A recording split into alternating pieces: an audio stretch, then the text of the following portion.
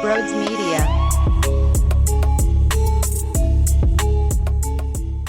Dave Dombrowski lands one of the big names, and I'm super stoked. Look, you have some versatility in the batting order now. There was a question asked about who was going to lead off. He had good numbers last season, hitting .297 from that leadoff spot, .385 OBP with 17 bombs. He's obviously going to hammer the baseball, bop all around, which is going to be magnificent. And when you know that you needed something and you acquired it, it should be a happy day. That doesn't mean the Phillies are done. It doesn't mean the Phillies don't have any other reasons to look at other players, because they do. But Dave Dombrowski is a very sharp mind. He understands it. This was inevitable, honestly. There was zero doubt. See, it's funny. You know how sometimes you talk to yourself and you're thinking in your mind and you're having some debate with yourself. Maybe that's just me. I don't know. But last night I'm thinking about the Phils, because that's what I do. That's how my life works. It's late at night. I'm staring at the ceiling, wondering what the hell I'm doing with my life. And all these emotions start flying around in my brain. And here comes Kyle Schwarber, topic number 57 of the day. Bang, Kyle Schwarber and Dave Dombrowski. And I was thinking, there's no way that Dave Dombrowski doesn't get one of these guys. There's literally no way in hell. He was going to. They were determined. You know that Bryce Harper referenced these three big names for a reason, and he spoke today, of course, and also talked about hopefully we're not being done yet. We know there's about $10 million in play until the luxury tax is hit. But then I'll go back to Dave Dombrowski is added pressure to John Middleton. It's a blessing for us, the fans, to know that the track record of Dave Dombrowski is, let's go win. Let's go do everything we need to do to compete. We're in the NL East that has the Atlanta Braves. It's got Steve Cohen and the New York Mets, and we know that they want to spend a ton of money, and they want to also do the best that they can. We have to compete with that, John. So the pressure of Dave Dombrowski and Bryce Harper as well, I don't know where necessarily they go, but I feel that the foot is on the gas, and Dave won't let this slip and just put his head, okay, whatever. No, there's no whatever in the mindset of Dave. And that's why I'm a little bit bothered by the fan reaction of what we've done so far. It's so negative. The Phillies right now, everything surrounding their conversation, it's so disgustingly negative. And I'm not here to sell you that this team is built to win a championship. My goal this year is with an expanded playoff run and an added team into the mix that they could squeak into the playoffs. That's what I would think is a reasonable expectation of what this team can do over 162 baseball games this season. So with that, this isn't Matt Klentak. I hate this comment when I ask, why is everyone so sad and upset? It's the Phillies. All they know how to do is lose. Yeah. The difference is you have a serious guy who knows the game and has built up the Detroit Tigers to the point where they had legitimate sustained runs year after year. Also, the Boston Red Sox wins a championship in an East Coast market with the Boston Red Sox. Does he have a narrative about blowing up the organization when he leaves and then it turns into dust? Yes. But he also has a track record of putting together a roster that is a championship caliber roster and knows what it's supposed to look like in a winning culture. He's got a lot to handle. He's got to keep the top squad, which is all the city cares about and what the league cares about. He has to keep them going and maximize where Bryce Harper is in his career with Zach Wheeler. And I'm also a little disappointed in the Zach Wheeler stuff. Yeah, he's slow to begin, and then he catches the flu and now can't pitch at all. I don't know. It's starting to smell a little funky, that's all. You hear Tatis Jr., a motorcycle accident, this and that. I'm not telling you that's what I feel is happening with Zach Wheeler. I'm just saying things are all up in the air right now, and I don't know how to necessarily feel about that. But numbing the pain is the addition of Kyle Schwarber and what he brings.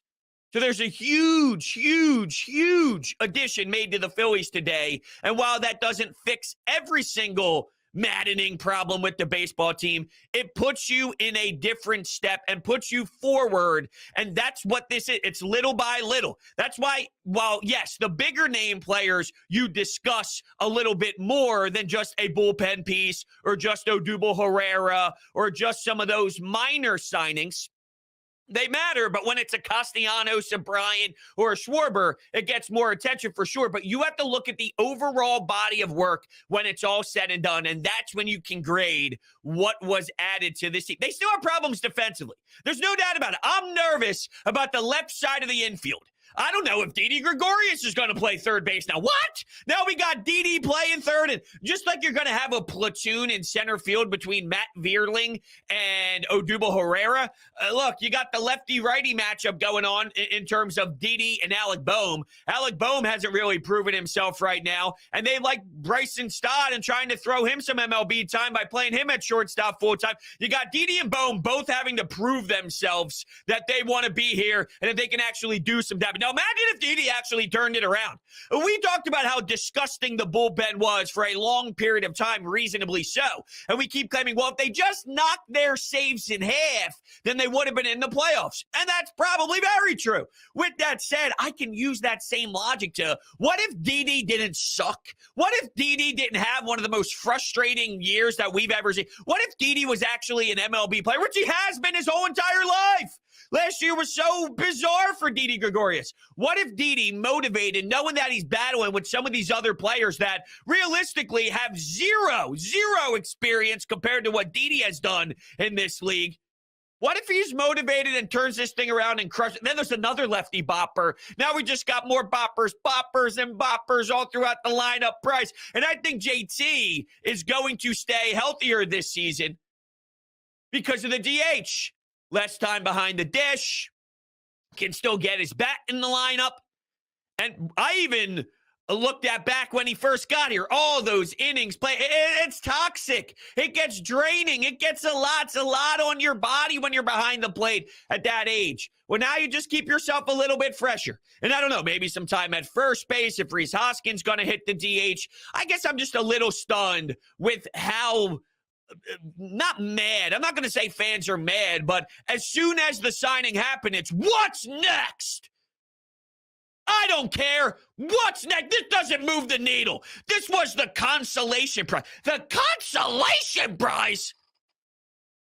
I think as much as I would be okay with Chris Bryant, I would not complain for 1 second if you acquired Chris Bryant.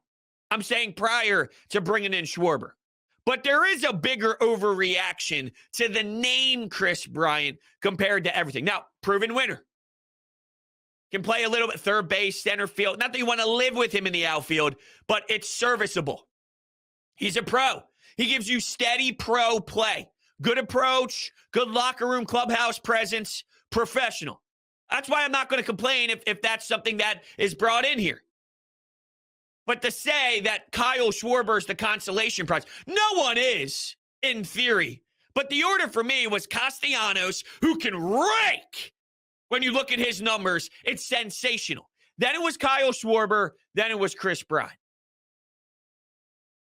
I keep hearing, What do you mean, What's this, Last year, 266, 32 bombs. Now, I don't know if he's going to be around the 270, 268, 266 type of hitter. I don't know. It depends on where he's going to hit in the lineup. We have options. And right now, I believe your best option is to hit him leadoff because you're so desperate in that department. And I'll take that over any other option you got.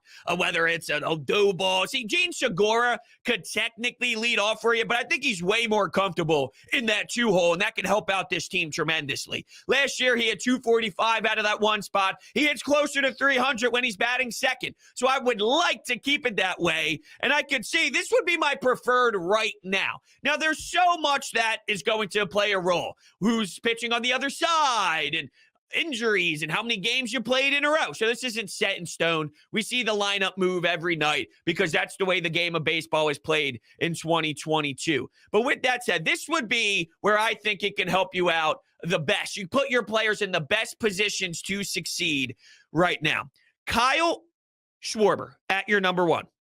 Remember, hit 297 at the leadoff spot last year with 17 bombs. Gene Segura batting second. Bryce Harper batting third. Rhys Hoskins as your cleanup. JT Realmuto batting fifth. Didi batting sixth. Bohm batting seventh. Odubel or Matt Vierling batting eighth. And then Bryson Stott batting ninth, and that will round out your lineup. And the fact that, you put a lot of pressure on JT Realmuto last year in a batting order that was bouncing all around, and you were desperate to do so. But if he's more of your 5, 6, and that's where he's hitting, and now Alec Bohm is hitting seventh, and think about how much that moves everybody down in a more comfortable spot. Now, the only reason why I'm not fully, insanely, absolutely in love with it 1,000%. I'm at like 997% to be fair. But why that 3% is missing is because when I was thinking about what we were going to add to this batting order, it was what? Protection for Bryce Harper. And if you get Castellanos and then it's Harper, Castellanos, you get that type of protection behind it. So, I mean, there are ways to get Kyle Schwarber in that role where you get a left-handed bat. I mean, obviously, Bryce Harper, lefty as well, but you get that right-handed in Castellanos. There's still a way with a Rhys Hoskins to give you that breakup of lefty in Bryce Harper, righty in Rhys Hoskins, Kyle Schwarber, lefty, giving you that bang, bang, bang. Good luck. How do you do? How tall's your husband? You know what I mean? Just smacking the baseball around the diamond.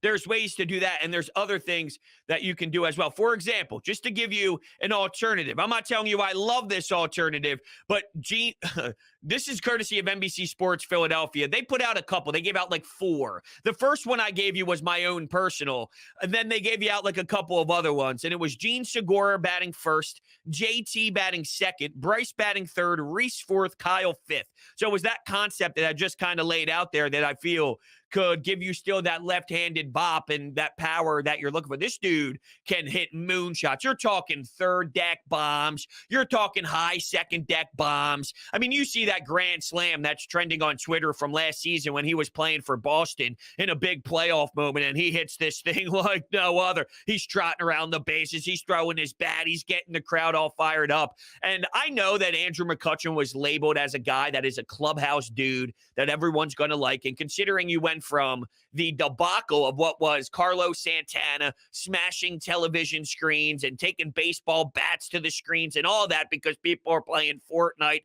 and Gabe Kapler's running the asylum. So we were all pumped that you got this voice that could be heard and you think would settle things down a bit. Kyle Schwarber is different in terms of, like, Kutch is the veteran old guy. He's the grandpa of the MLB. He's the dad, the cool dad of the MLB that everyone loved. Kyle Schwarber's, he's like that dog respect veteran. He's that snarl in your face kind of, gives you a little bit of attitude, to be honest with you. He does. He gives you a little bit of that.